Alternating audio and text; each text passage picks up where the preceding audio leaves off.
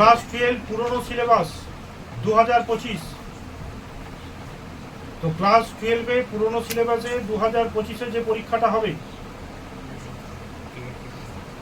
Education সাবজেক্টে দ্বিতীয় অধ্যায় শিখন কৌশল। এই শিখন কৌশল থেকে যে সম্ভাব্য এমসিকিউ এবং এসএ প্রশ্ন, এগুলোর মধ্যেই 2025-এ আসবে। সুমন বল, প্রাচীন প্যাভলভীয় অনুবর্তনের সাংকেতিক রূপটি কি? S1 R1 S2 R2।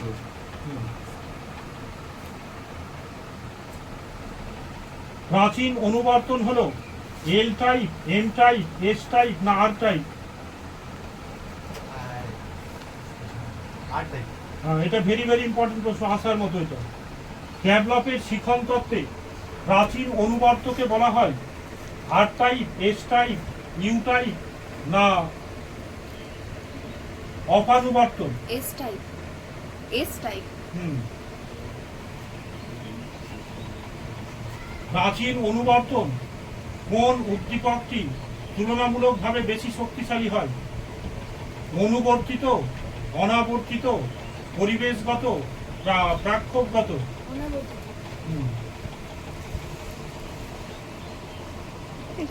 প্রাচীন অনুবর্তন তত্ত্বে অপানুবর্তন কখন ঘটে?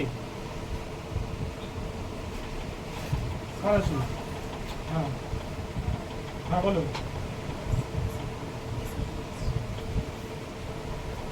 প্রশ্ন বলবো। প্রাচীন অনুবর্তন তত্ত্বে বলেছে অপানুবর্তন কখন ঘটে? সক্রিয় অনুবর্তনের ক্ষেত্রে না। তারপর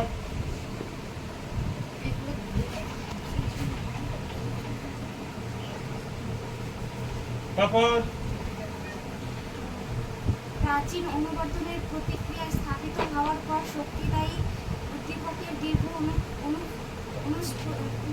অনুপস্থিতি ঘটলে অনুবর্তন বিলুপ্ত হয়ে যায়, একেই বলে অপানুবর্তন। আর টাইপ অনুবর্তন বলতে কি বোঝায়? আবিষ্কর্তা কে? মনোবিদ আইভান প্যাভলভ। হ্যাঁ, ভেরি ভেরি ইম্পর্টেন্ট প্রশ্ন এটা। স্বয়ংক্রিয় স্নায়ুতন্ত্রের দ্বারা কোন ধরনের শিখন নিয়ন্ত্রিত হয়? প্রাচীন অনুবর্তন শিখন। কথা কে বলেছিলেন? Ivan Pavlov. তারপর স্কিনার তত্ত্বটি কি নামে পরিচিত? প্রাচীন অনুবর্তন, মধ্য অনুবর্তন, আধুনিক অনুবর্তন, অপারেন্ট অনুবর্তন? অপারেন্ট অনুবর্তন তত্ত্বের প্রবর্তক কে? Skinner, Pavlov, Thomson, Kohler? Skinner. Operant অনুবর্তনের প্রবক্তা হলেন প্যাভলভ, কোহলার, স্কিনার, থর্নডাইক? হ্যাঁ, ইম্পর্টেন্ট প্রশ্ন এটা। স্কিনারের অনুবর্তন প্রক্রিয়াটি উদ্দীপক নির্ভর, প্রতিক্রিয়া নির্ভর, সংযোজন প্রকৃতি না অন্তর্দৃষ্টিমূলক? ভেরি ভেরি ইম্পর্টেন্ট প্রশ্ন এটা। সক্রিয় অনুবর্তনের জনক কে? স্কিনার। এটাও ভেরি ভেরি ইম্পর্টেন্ট প্রশ্ন। স্কিনার বাক্স কি? স্কিনার তার বৈজ্ঞানিক গবেষণা করার জন্য একটি বাক্স তৈরি করেছিলেন, যেখানে সাধারণত তিনি কোনো প্রাণীকে নিয়ে সেই পর্যবেক্ষণ করেছিলেন এবং সেই বাক্সের মধ্যে একটি ট্রে রাখা ছিল। সেই ট্রেতে যখন সেই ট্রেতে খাদ্য রাখা হতো এবং সেই ট্রেতে স্পর্শ করলে সে খাদ্যটি সেই প্রাণীর কাছে যে প্রস্তুত হতো। অপারেন্ট কাকে বলে? অপারেন্ট কাকে বলে? হ্যাঁ, ভেরি ইম্পর্টেন্ট প্রশ্ন 2025-এ। ফলোৎপাদনের জন্য অপারেন্ট হলো ফলোৎপাদনের প্রতিক্রিয়া যেখানে নির্দিষ্ট কোনো উদ্দীপক থাকে না। এস টাইপ আচরণ কোন অনুবর্তনের ক্ষেত্রে প্রযোজ্য? প্রাচীন অনুবর্তনের ক্ষেত্রে প্রযোজ্য।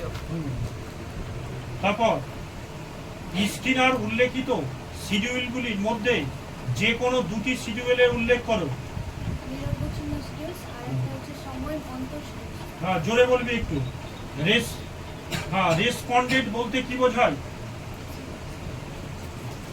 তারপর তারপর শতক্রিয়ামূলক বা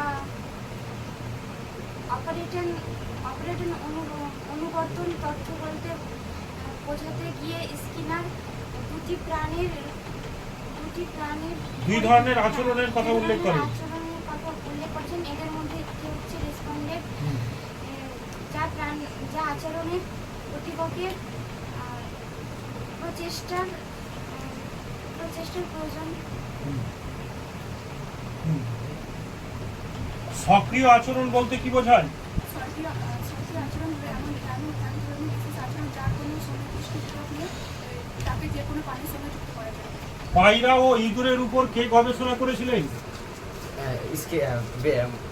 বিজ্ঞানী স্কিনার। পায়রা নিয়ে কোন শিখন কৌশল পরীক্ষা হয়েছিল? সক্রিয় অনুবর্তন শিখন। সক্রিয় অনুবর্তন তত্ত্বের প্রবক্তা কে? B.F. স্কিনার। তারপর প্রচেষ্টা ও ভুলের শিখনের প্রবক্তা কে? Skinner. Pavlov, Thorndike, Thorndike.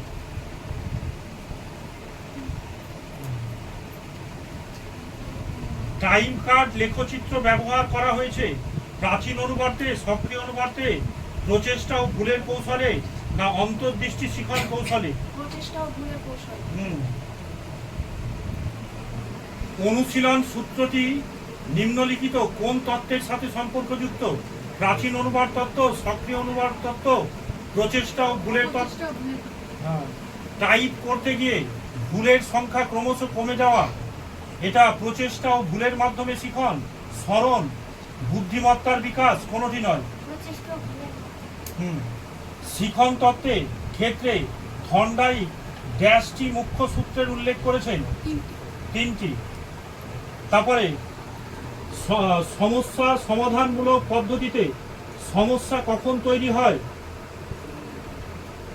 Sir আমি তোমাদের ছোট ভাই, আমি বারবার বলছি আমার বাবার কমনগুলো তোমরা করো, 99% আসবে। ও তোমরা অনেকে ভিডিও দেখছো কিন্তু লাইক আর সাবস্ক্রাইব করছো না। তোমরা লাইক এন্ড সাবস্ক্রাইব করে আমার বাবার চ্যানেলটাকে একটু আগিয়ে নিয়ে যেতে সাহায্য করো।